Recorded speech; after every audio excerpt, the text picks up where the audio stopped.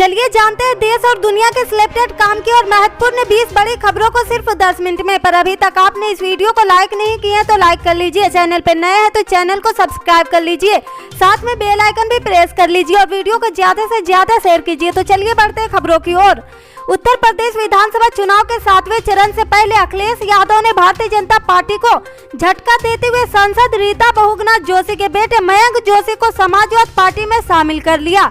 आजमगढ़ की चुनावी रैली में अखिलेश यादव ने मयंक जोशी का हाथ पकड़कर उनके सपा में शामिल होने का ऐलान किया। हाल ही में मयंक जोशी ने लखनऊ में अखिलेश यादव से मुलाकात की थी। तभी से कयास लगाए जा रहे थे कि बीजेपी से लखनऊ कैंट विधानसभा सीट से टिकट न पाने वाले मयंक जोशी कभी भी समाजवादी पार्टी ज्वाइन करने का ऐलान कर सकते हैं। यूपी विधानसभा चुनाव 2022 में टिकट बंटवारे के दौर में बीजेपी सांसद रीता बहुगुणा जोशी ने कैंट सीट से बेटे मयंक जोशी को टिकट दिलाने का काफी प्रयास किया था। यहाँ तक कि उन्होंने कहा था कि अगर बेटे मयंक को कैंट से टिकट मिल जाता है तो वह संसद पद छोड़ देगी, लेकिन इसके बाद भी भारतीय जनता पार्टी ने मयंक जोशी को टिकट नहीं दिया। इससे दोनों हाईकमान से नाराजगी की खबर आ रही थी।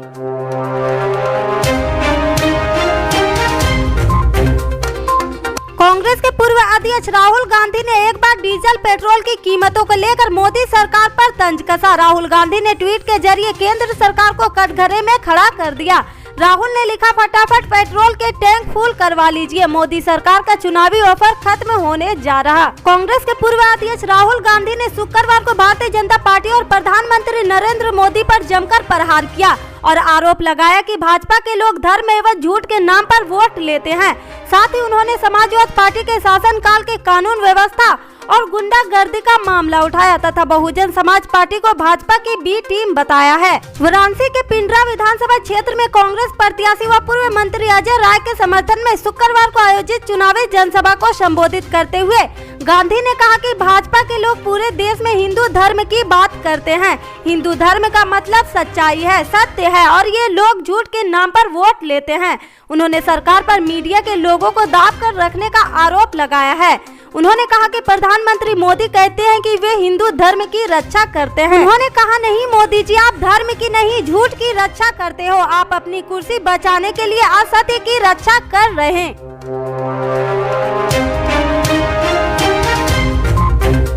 समाजवादी पार्टी के नेता स्वामी प्रसाद मौर्य यूपी सीएम योगी आदित्यनाथ पर अपनी चुनावी जनसभा के दौरान निशाना साधते रहते हैं। उन्होंने सोशल मीडिया के जरिए बीजेपी के नेताओं पर हमला बोलते हुए एक ट्वीट किया, जिसके बाद सोशल मीडिया यूजर्स उनके कई तरह के सवाल पूछते हुए तंज कस रहे। दरअसल स्वामी प्रसाद मौर्य ने बीजेपी नेताओं पर निशाना साधते हुए लिखा कि 10 मार्च को उत्तर प्रदेश की जनता गर्मी निकालने की धमकी देने वाले योगी की गर्मी भी निकालेगी और भाजपा के घमंड को चकनाचूर करने के लिए बुलडोजर भी चलेगा।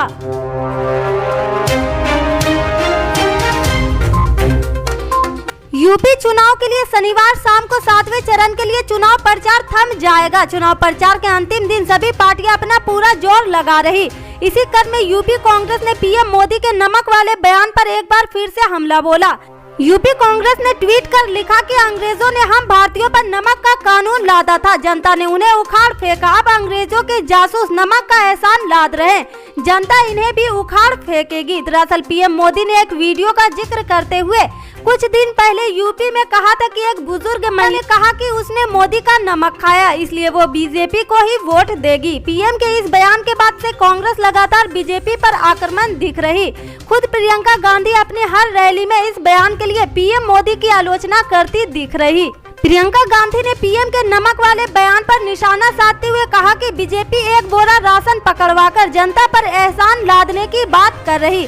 भाजपा ये जानती है कि धर्म और जाति के नाम पर सत्ता मिल जाएगी, इसलिए वो नौकरियों की बात नहीं करती। जब तक लोग इन चीजों पर निर्भर रहेंगे तब तक बीजेपी जनता के जज्बातों का इस्तेमाल करती रहेगी, क्योंकि इससे जनता को बहकाना आसान होगा। कांग्रेस के इन तीखे हमलों के बीच अपनी एक रैली में पीएम मोदी ने एक बार फिर से नमक वाले बयान को याद किया, लेकिन इस बार उन्होंने कहा कि जनता ने नहीं, उन्होंने जनता का नमक खाया। पीएम की इस सफाई वाले बयान पर भी कांग्रेस नेता प्रियंका गांधी ने तंज कसा। उन्होंने एक सभा को संबोधित करते हुए लिखा कि प्रधानमंत्री को चुनाव के पहले पता चला कि किसान जानवरों से परेशान है, युवा बेरोजगारी से, किसान जानवरों से, बहनों महंगाई से परेशान है। प्रधानमंत्री मंच से कहते हैं कि आपने हमारा नमक खाया, हमने टोका तो पलट गए, लेकिन मानसिकता दिख गई।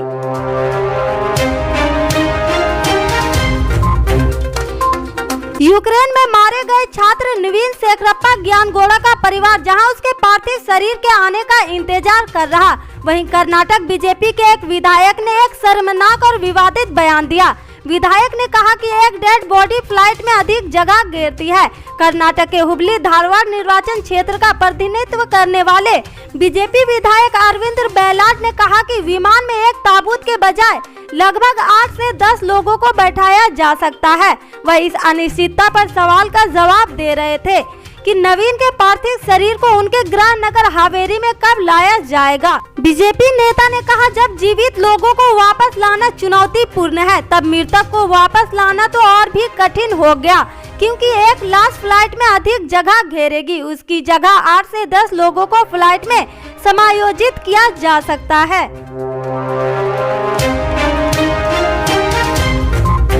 रूस यूक्रेन युद्ध के बीच भारत के बीच छात्र यूक्रेन में फंसे हुए हैं। हालांकि 20,000 से अधिक नागरिकों को अब तक यूक्रेन से सुरक्षित निकाला जा चुका और उन्हें भारत वापस लाया जा चुका। कुछ छात्र अभी भी फंसे हुए हैं, जिन्हें वापस लाने की प्रक्रिया जारी है। भारतीय किसान यूनियन के राष्ट्रीय प्रवक्ता राकेश टिकैत ने छात्रों की निकासी के संबंध में एक बड़ा बयान दिया और अपने बयान के जरिए टिकैत ने मोदी सरकार पर निशाना साधा।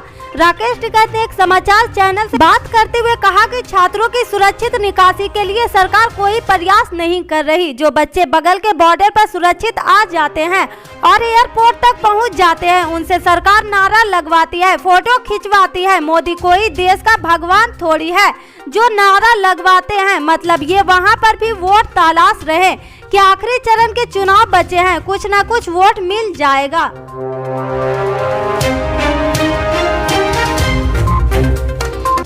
भाजपा के राष्ट्रीय अध्यक्ष ओम प्रकाश राजभर ने कहा कि बनारस में पीएम नरेंद्र मोदी के रोड शो में जो भीड़ आई थी वह बाहर की थी, लेकिन अखिलेश यादव के रोड शो की भीड़ बनारस की थी।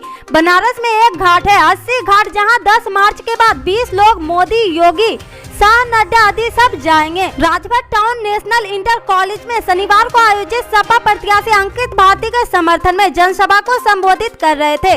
कहा कि योगी जी कहते हैं कि नौजवानों की गर्मी निकाल देंगे, लेकिन हम कहते हैं कि अखिलेश की सरकार बनी तो हम नौजवानों के लिए भर्ती निकाल देंगे।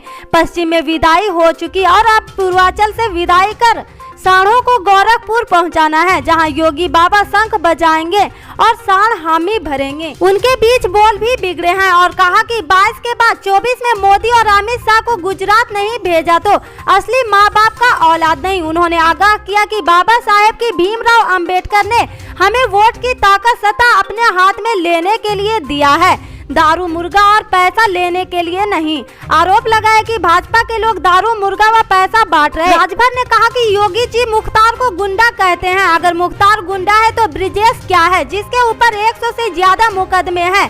कहा कि सबसे ज्यादा धूर्त बेईमान गुंडा भाजपा में है। बनारस में मेरे साथ हाथापाई, कुशीनगर में स्वामी प्रसाद के साथ और प्रतापगढ़ में गुलशन यादव के साथ हुई घटना इसका उदाहरण है। राजभर ने सीएम योगी पर तंज कसते हुए गाना गाया कि चल सन्यासी मंदिर और दूसरा गाना मेरे अंगने में तुम्हारा क्या काम है गाया तो भीड़ ने जमकर तालियां बजाई। पूर्व सांसद जगदीश कुशवाहा, पूर्व विधायक दय उमा शंकर कुशवाहा व भोनू राम सोनकर सब मौजूद थे। यूपी चुनाव अपने अंतिम दौर में पहुंच गया। 7वें चरण की तैयारी की जा रही और फिर 10 मार्च को नतीजों का इंतजार है। लेकिन इस अंतिम चरण से पहले यूपी चुनाव और उसका विवादों से नाता कमजोर नहीं पड़ रहा। अब ताजा बवाल वाराणसी में सीएम ममता बनर्जी के काफिलों को रोकने को लेकर है।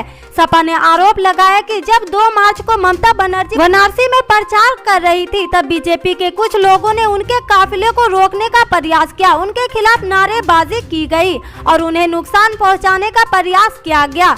अब ये मामला गंभीर इसलिए बन गया क्योंकि समाजवादी पार्टी के राष्ट्रीय उपाध्यक्ष किरणमय नंदा ने बाकायदा चुनाव आयोग को इस पूरी घटना की शिकायत कर दी। उन्होंने अपनी शिकायत में लिखा कि जब सीएम ममता बनर्जी बनारस एयरपोर्ट से दशाव मेघ की घाट पे जा रही थी, तब बीच रास्ते में 50 से 60 बीजेपी समर्थकों ने उनका रास्ता रोक दिया था। उन सभी के हाथ में लाठी थी और वो इसे सीएम की गाड़ी पर लगातार मार रहे थे। सभी की तरफ से नारे लग रहे थे, जो राम का नहीं वो किसी काम का नहीं, ममता बनर्जी हिंदू विरोधी, दूर हटाओ। शिकायत में सपा ने इस बात पर भी जोर दिया कि ममता बनर्जी के पास उस समय पर्याप्त सुरक्षा नहीं थी। पुलिस को जो अधिकारी खड़े थे वो भी उस भीड़ को नहीं रोक पा रहे थे।